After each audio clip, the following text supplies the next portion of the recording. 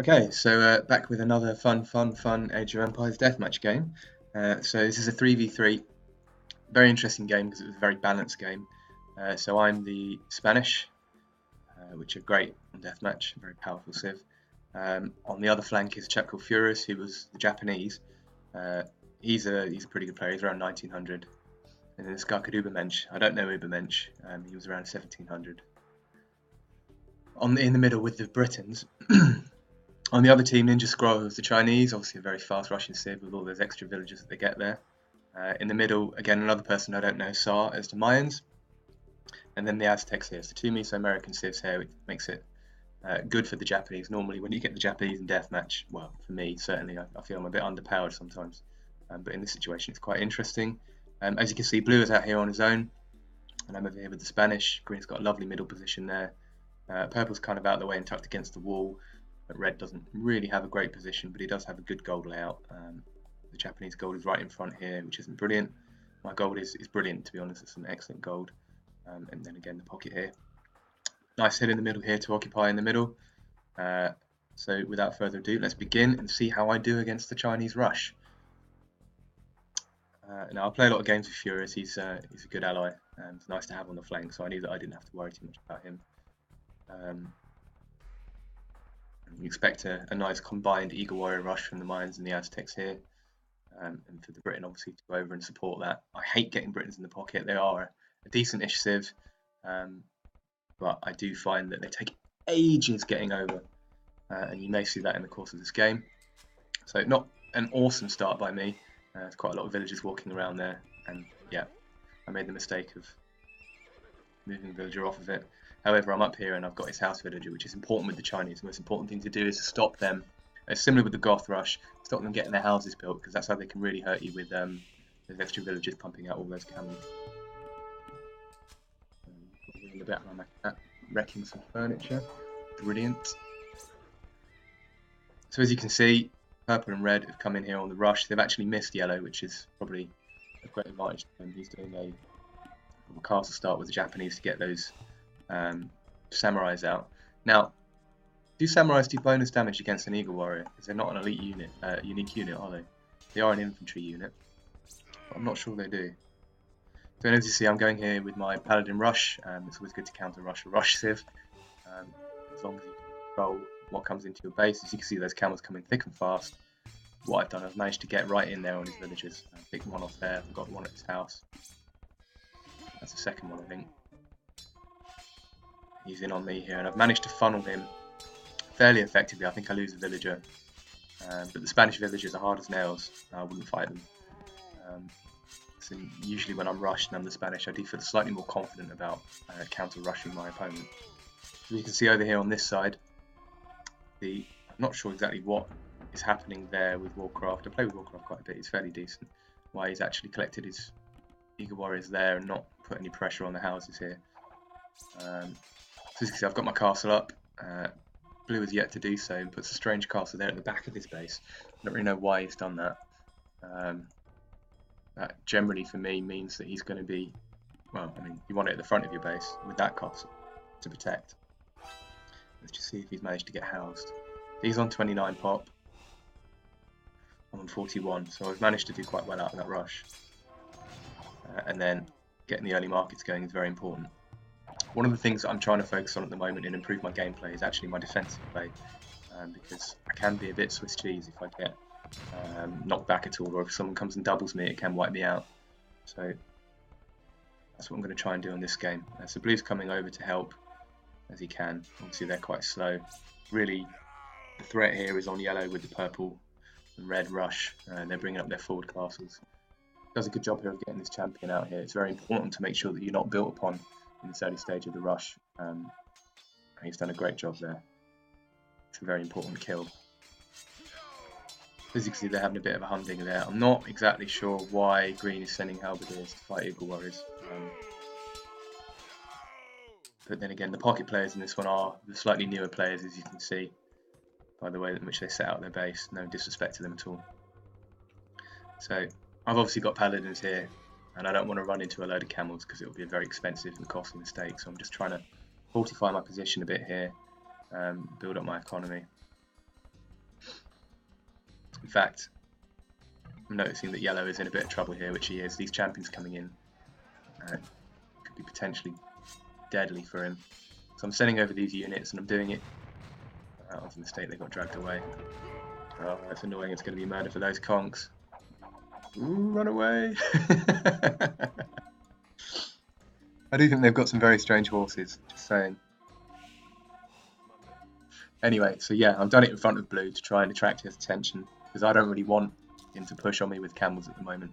So I've run these across and over, and I've managed to interrupt the one castle build, which gives yellow as much of a chance as possible. Obviously I'm multitasking right now, so let's see where I'm actually looking. Oh, okay. Yeah, I've managed to house myself in my excitement. But yeah, bringing these over here is important because it causes him to consider his options a bit. Annoyingly. Managed to get on my Onega there. For some reason, it's probably the fog of war aspect. Yeah, fog of war aspect. He's got his camels here. I can't see him. While I'm doing that, I'm just sending in my halberdiers as well. The conks behind him just to try and slow his advance a bit. Because I know that I'm going to be in trouble and I'm already out of gold. Look. He's nowhere near out of gold. My units are more expensive. So I think I catch myself now. Yep.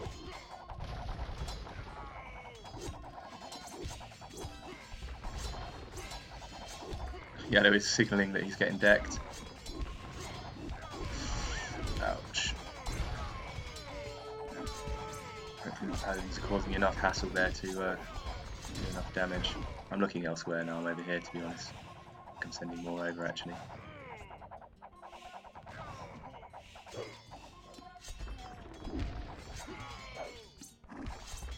So one of the things, the videos that I'm looking at making is on the sort of the team game aspect of this deathmatch game. Obviously you can sit there in a 1v1 and do, as per my previous video, which is just popping up, in regards to your start and your early rush and how you set yourself up. That's all well and good against a 1v1 opponent, but if your other allies are getting caned, then eventually you're just going to lose anyway, so you're in for a hiding. You have to sacrifice your own position sometimes if it's fortified and well held in order to help your allies out.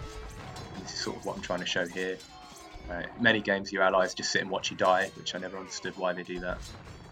As it's a team game, you win and share your points together.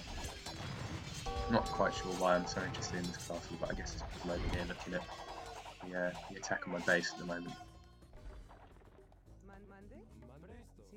Quite a few idols looking around. What am I dealing with at the moment? It's always interesting to watch your view log to see how often you're multitasking, how often you're just sitting there thinking. I think at the moment I'm having a little think, which is not exactly professional of me.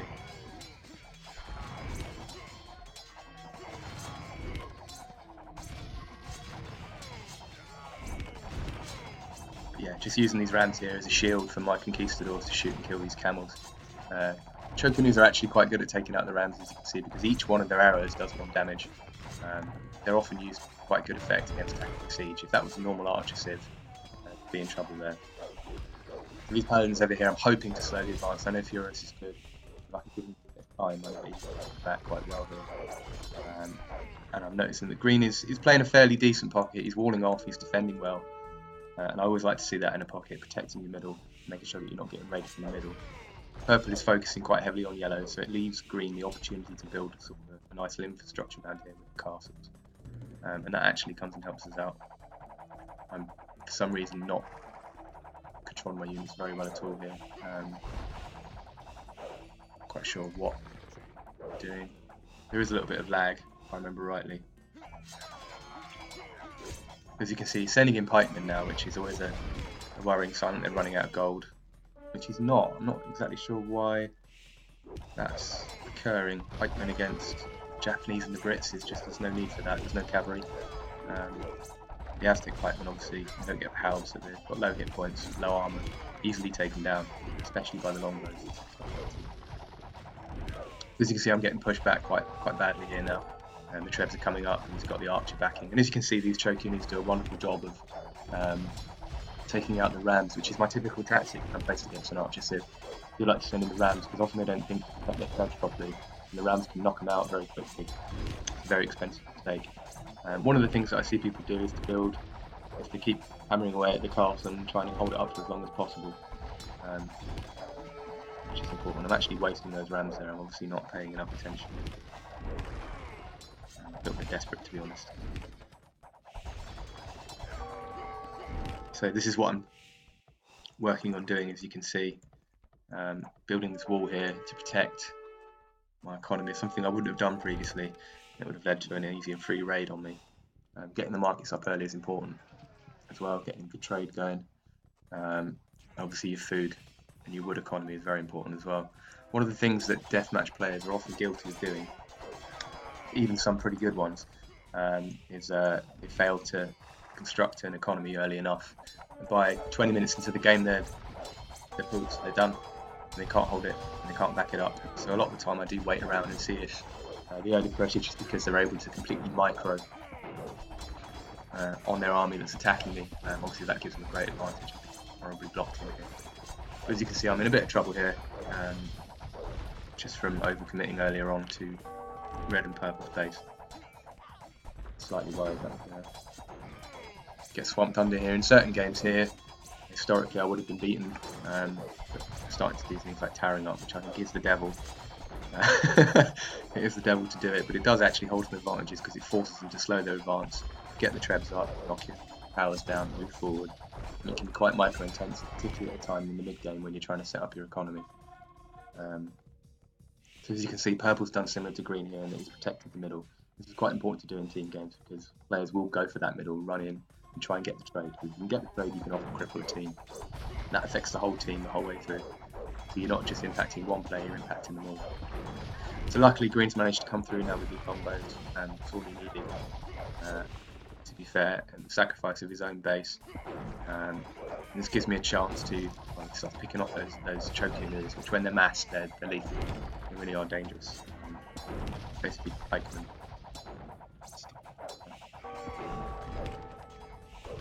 So what I've done is, instead of sending out dribs and drabs as they come out, I've tried to mass my paladins to try and knock him back. Now, for some reason, he's obsessed with knocking down things like barracks with these trebs, which gives me a chance to knock out these trebs here.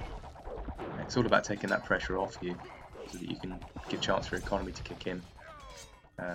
Green did help me out with a few resources to keep me going, and it was alright for food beforehand. It's obviously gold is the main issue at this stage. As you can see, Furious has managed to hold off the combined attacks of purple and red. Purple is now diverting his attack onto green to try and see if he can get any purchase there. Obviously these halberdiers are not the right thing to build. If you're the Britons, you need your wood. Food is almost a free resource with the Britons, especially in the early day. And again, I don't know why he's got the halberdiers either. He certainly isn't going to use them against me, and I'm the only one with horses. So as you can see, I'm just bringing them in, just in an attempt to try and knock him back. My economy's starting to kick in now, so I'm not too worried about that. As long as I can stop this advance, get these towers down, start building up my base, then I should be being a bit more confident. As you can see, I'm just putting up these towers here to try and slow him down. And I'm now getting happy over here. You can see that he's using skirmishers. I'm not quite sure what anyone's doing over here. These rams should be going towards these trebs. Okay, well, he's brought them up with onagers, which is the right thing to build. Now, purple has brought these forward, but he's spending his time attacking secondary targets there, sort of archery ranges, which allows green to mass up here in his main base and come out and attack and deal with the threat. These longbows here are a godsend. It's allowing me to come out and engage with blue. As you can see, I'm coming over here as well to try and knock out that castle. I think I can see it in my fog of war. Yeah, I could just see that. Not exactly sure what's going on beyond here, but either way, it's protected. Just starting to get the upper hand on blue now, after he's put me on pressure.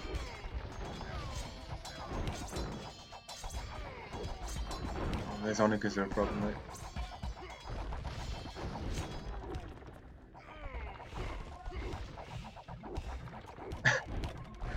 Versus hungry.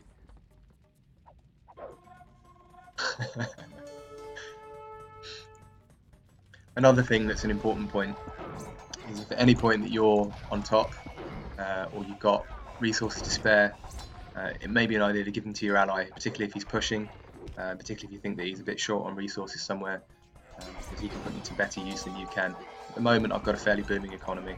I'm able to start producing paladins sort of almost at will.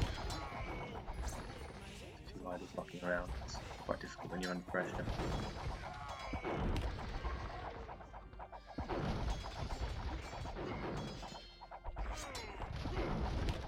Just taking down the paladin, the choking is bit by bit, sending in with rams. Now what he did was he managed to destroy my siege workshops here, which I had to rebuild at the back. I have great issues with rams on this game. They are one of my favourite units when they work, but a lot of the time you'll send your rams into attack a tower like it does there, it'll do a little dance and then just not do anything, which is the bane of my existence. As you can see, that one is sort of doing a similar thing, and it just means that you don't get the rams in on time. See how this one does? Look, it's going back. Any idea why it's doing that? I'm not. I suppose I'm grouping, that's why. Not quite sure why I've done that. Just bringing out the trebs here. Just taking out these towers.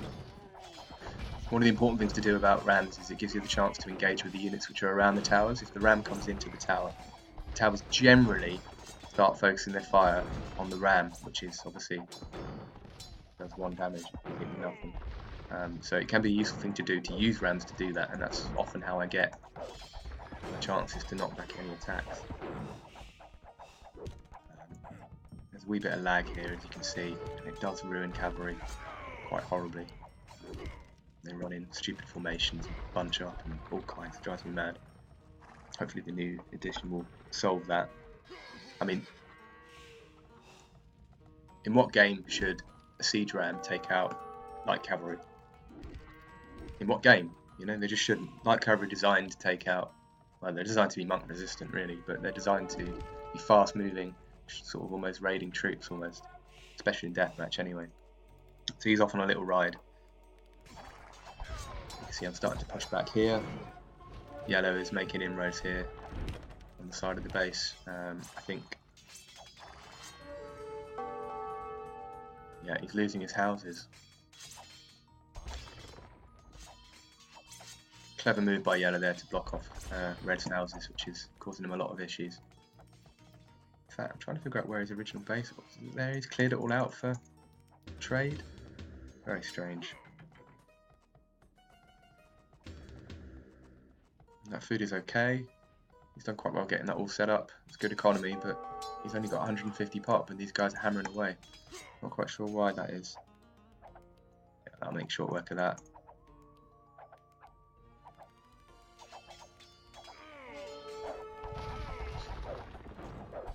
Again, blue is still sort of trying to push on me. Starting to push out now and take out his castles.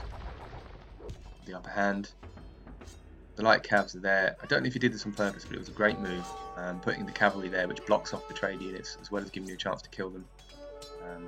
It may have been a happy coincidence, but something that you can possibly look at if they've got a choke point they've set up. Putting units there to block it and kill them can be really, really effective. Again, they're in the back now, they're in his trade. He still hasn't built any houses. I'm not exactly sure why. What's he doing? Ah, I see what's happened. He's tasked that villager to build all those houses, and unfortunately they're stuck. Has he dealt with it? So that villager got stuck. That's what happened. That is most annoying. Very strange. As you can see, I'm running on the red line, which is sort of how you should be for a deathmatch player. You shouldn't really have any resources if you're not on max pop. I'm starting to move forward now. You wouldn't have seen me do this maybe 6 months or so ago. I'm not very good at advancing with trebs. They always seem to get lost, walk into an onager, and there's nothing worse than watching, you know, 6 or 7 trebs set up. You try to protect them, you get dragged away, and they all get onagered. There is a bug, I think, in the HD version as well about setting them up in terms of range. If you notice, they don't really move properly at all into the right place to set up and fire. That's destroying things again. So I'm just seeing Furious doing a big push here. I'm just giving him every resource I can to try and do that. Blue has done a good job here in halting purple. He's trying to take the middle. An interesting heal there, which is where I would have gone, especially protecting this side of blue. They've kind of left him to it there.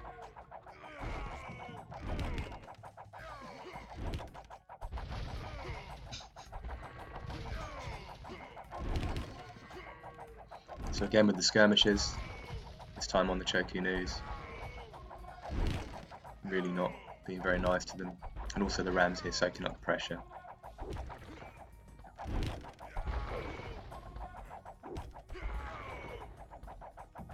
I always forget quite how quickly trebuchets are able to take down castles and such, defensive units.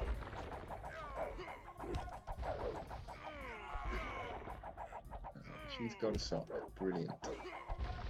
Stop it. Sorry, my cat's trying to derail this. She's managed to get a sock off the washing, brilliant. Deal with that in a minute. Anyway, back to the game, sorry. As you can see, yellow's pushing away quite well on here.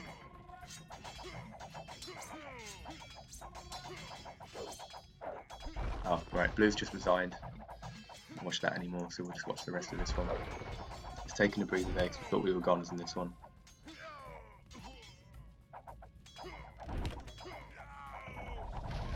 It's a really good game now. I understand why players don't resign immediately after their allies die, because they've got a few units that they want to play with, and it can be quite good fun to try and see if you can defend. But any longer than a minute or two is getting a bit. I suppose people want to go on and play other games, don't they? So anyway, I've noticed that the game's pretty much won. I'm not too worried. Castle Green's alright. That's pretty much a good game. So, thanks for watching. This is a good example of how team play. Early Paladins at the start, Green obviously acting as pocket player, can really assist if you're under pressure. I think without wishing to blow the trumpet too much, if I wouldn't have come over and helped Furious out, he would have been knocked out by the early rush from the two fast civs. Britain's are quite a slow civ, but in the end they do sort of come through with quite a punch with those longbows. Anyway, thanks for watching. I hope you enjoyed it, and more to come.